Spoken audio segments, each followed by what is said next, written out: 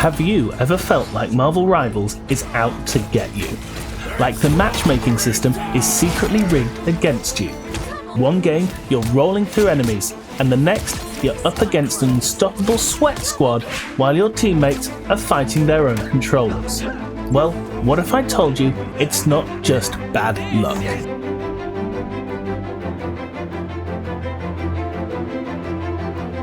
It turns out Marvel Rivals and other NetEase games don't just match you based on skill. There's an AI-driven matchmaking system that decides whether you're going to win or lose before the game even starts.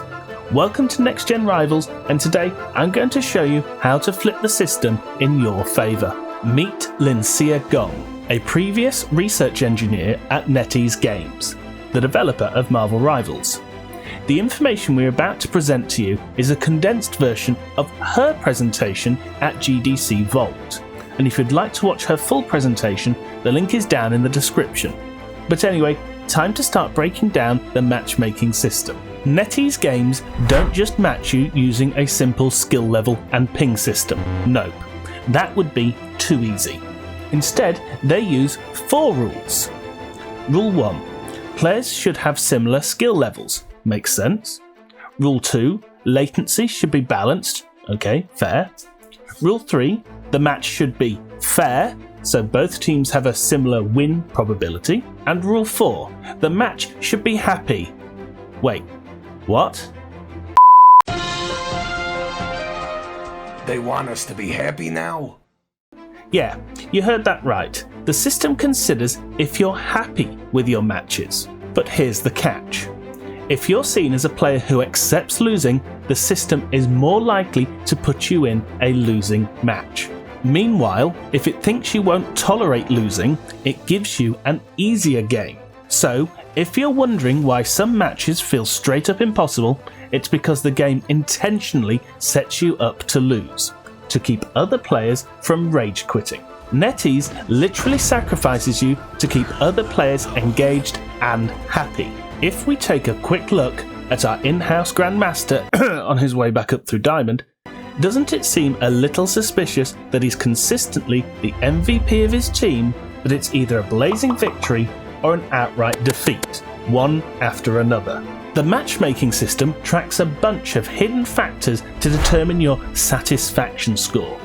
This includes things like your win-loss streak, how close your matches are, how quickly the match was over, and even if you rage quit after a loss. If you are a one-trick hero, the system knows your weaknesses and will intentionally put you against counter picks when it needs to unbalance the matchmaking.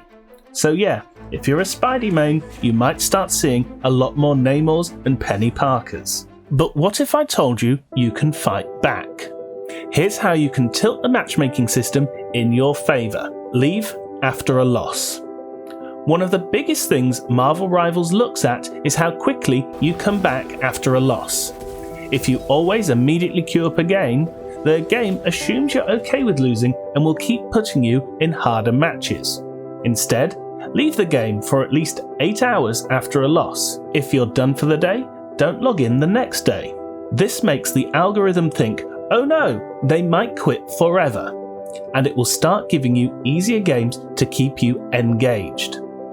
There is some anecdotal evidence that so-called one-loss and leave accounts find it easier to climb compared to the player's main accounts. Don't one-trick, two-trick instead. If you main just one hero, the game can easily counter-pick you. But if you have 2 go-to heroes, especially ones that counter your own counter, you can flip the script. For example, if you're a Spidey main, make sure you have a backup hero that counters Namor or Penny. Watch out for forced team compositions. The system likes balanced team roles. The game's open queue nature is only really skin deep. If you mostly play tank, you will get stuck in bad team comps if you try to be DPS for a match or 2, because you have been picked by the matchmaking to play as a tank. You can either diversify your account early across tank, DPS and support, but this is a double-edged sword, as the matchmaking won't know how to skew in your favour either, or use multiple accounts for tank, DPS and support. At the end of the day, NetEase wants you to keep playing and, more importantly, be available to buy from the store, which means sometimes you get easy matches and sometimes you're sacrificed for the greater good. Now, take everything you've heard with the tiniest grain of salt. The presentation is from 2021 and Linxia is no longer working at NetEase, but it is unlikely that NetEase has changed their ways, as much of their staff is still dedicated to AI models. So with that being said, it's likely that Linxia's groundwork from 2021 is still in effect every day in your Marvel Rivals game here in 2025. But now that you know the hidden matchmaking tricks, you can tilt the odds in your favour and start winning more games.